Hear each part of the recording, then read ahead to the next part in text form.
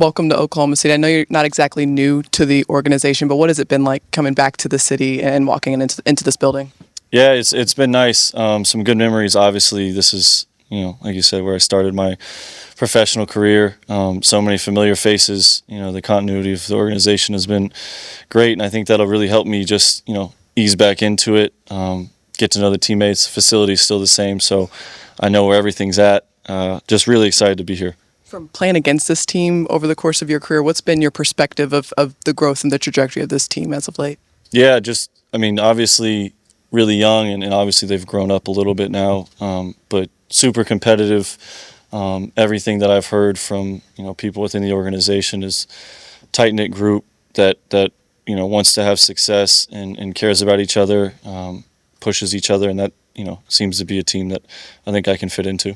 Alex, where were you when you got the news, and just what was your immediate sort of reaction?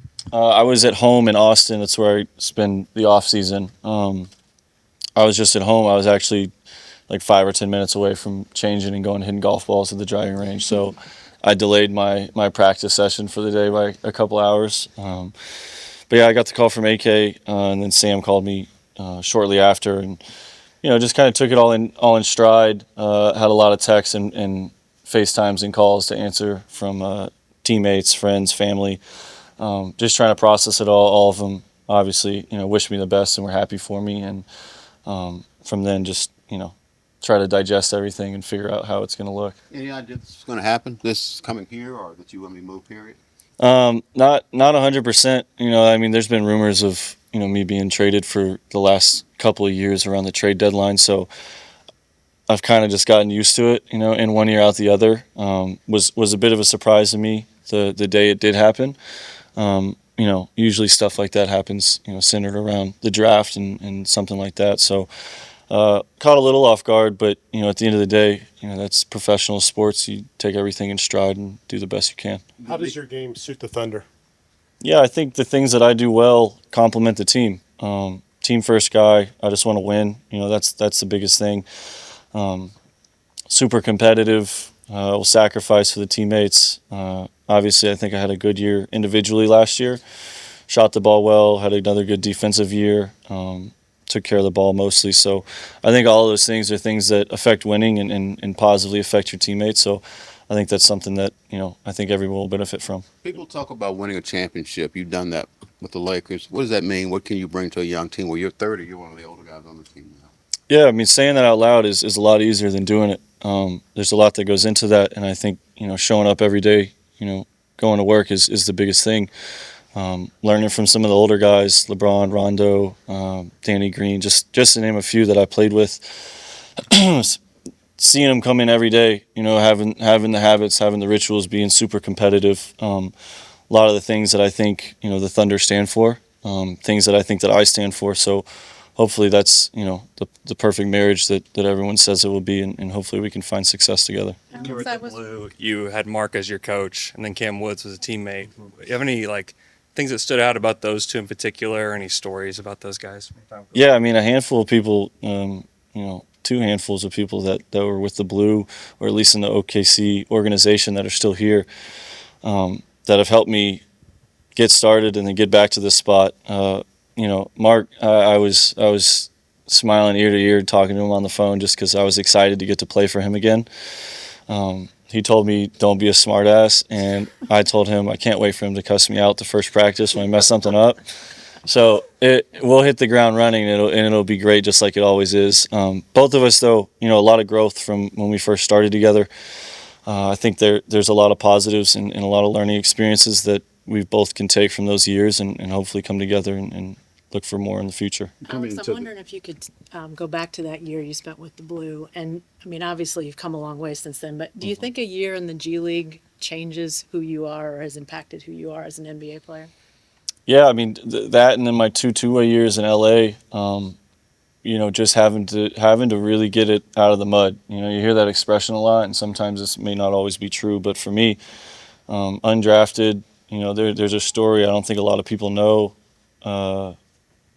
There was a week span before I came to the Blue into training camp where I thought I was going to play in Poland. A couple of days later, I talked to a coach of a team in Germany, and then OKC called, the Blue called, and I came up here, took a physical, took a tour of the practice facility, and then started my journey here. So to go from that, playing a full 50 games with the Blue that first year, going to 3 summer leagues, it just it just taught me what I needed to do to get to the level that I wanted to play at. And countless hours, a lot of help, a lot of self-belief. You know, a lot of those things are things you need to turn a career from undrafted to the G League to, you know, being in the NBA. Did you have the ticket to go to Germany? Like, were you that close? No, to I didn't have the leaving? ticket. No? I just talked to the coach on the phone, but Okay.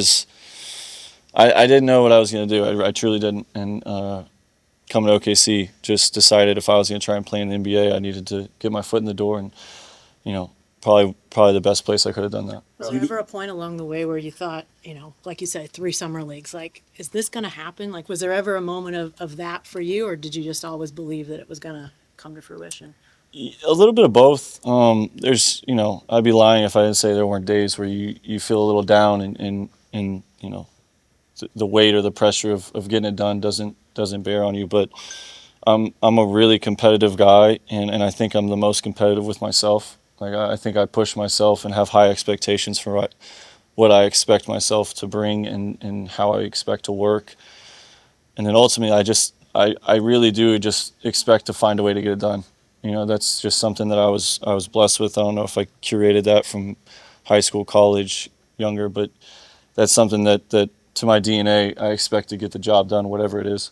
Alex, you just mentioned how tight knit this group appeared from the outside. Obviously, it's mostly made up of young 20-somethings. You instantly become the vet here. Just how internally are you approaching, you know, trying to fit into that younger group? Yeah, I mean, just taking it. I've said this a lot, but just taking it in stride. I think I'm a good teammate. You know, I put the others first. I think that's something that goes a long way in this organization, and that they do themselves. So just showing up and being there for the teammates, you know, pushing them to maybe levels they didn't know. Hopefully they can push me too, and it's just, you know, iron and sharpen iron, and hopefully we can find some success from there. You knew Mark before most of these guys were drafted. You guys have a different relationship than most of them will have. What are the things that kind of stood out to you about him then, and then how much of that has been reassured over the years that you've been watching him from afar? Yeah, it's funny because he still has the same like personality and demeanor on the sideline when I was playing against him in the games that he did when I was playing for him with the Blue. Just, you know, quiet, very observant. Doesn't always, you know. I'm sure he's got a few texts now that he's, you know, head ball coach and has to stand up for his guys a little more, but just puts the players first. Well, you know, he's a good leader. You know, I think he knows what it takes to lead, and he lays out the expectations for the team really well. And I think when you have a young team like the Thunder do, like we do, you know, you take those expectations, and those guys will run through a wall for a coach that, you know, believes them and trusts them. I think those are some qualities that easily define Mark. You made all defenses last 2 years. What makes a good defensive player? Is it a personal thing about you personal pride in that, physical stature? What makes you a good defensive player? Yeah, a little bit of all that. Obviously, you got to be able to compete with, you know, the best athletes in the world. You got to be smart. You got to be disciplined. You got to be hungry. You got to be competitive. And at the end of the day, you know, you got to have a little bit of amnesia, because guys are going to score. You know, y'all have watched SGA play for the last couple of years. Best defenders in the world.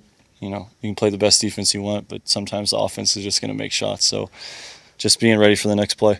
As a guy who takes so much pride defensively, and you look how good this team has been defensively this year, all the talent defensively like Lou and Chet, how excited are you to be a part of that now? Yeah, really excited. I looked up some highlights on YouTube the other day of them playing defense, just to kind of get myself in that kind of headspace, because I was excited for it. But I mean, long, athletic, competitive, tough. Those are all things, you know, that we just described as, you know, all defensive caliber players, good defensive teams, and they have a lot of that. They got rim protection, they got active hands, guys that are willing to, you know, sacrifice for the team. Those are all things that are important.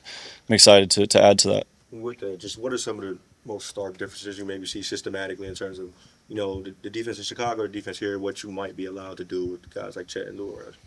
Yeah, I mean, I just know that I'm not going to be the main focus every night. defensively. Like, I think in Chicago, everyone had me number one on the radar for the defensive game plan, and I think with Lou, with Chet, like, those are guys that you have to account for. So however you want to do it, right? If you want to put me at the top of the list and overlook them, they're going to take advantage of it. If you want to put them at the top of the list and overlook me, I'm going to take advantage of it. So just the versatility, I think that those guys bring.